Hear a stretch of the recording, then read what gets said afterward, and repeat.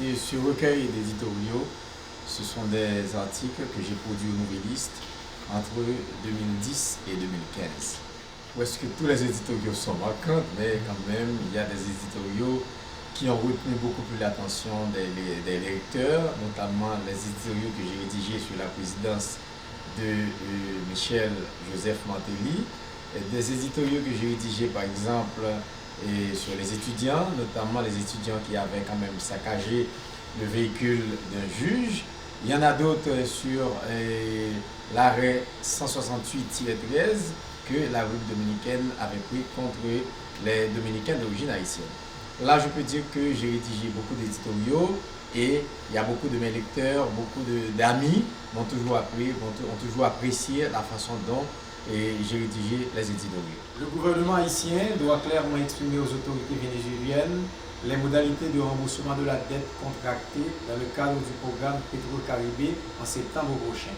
C'est en quelque sorte ce qui a été conclu lors du 8e sommet de ce programme qui s'est déroulé les 28 et 29 juin dernier au Nicaragua en présence des chefs d'État et de gouvernement des pays membres. Il est présenté sous la forme de 12 chapitres et j'ai essayé de grouper les éditoriaux par affinité, c'est-à-dire par thème. Vous allez voir par exemple, il y a le chapitre qui concerne par exemple la CIRH. Là, ce sont des textes que j'ai produits concernant le fonctionnement de la commission intérimaire pour la reconstruction.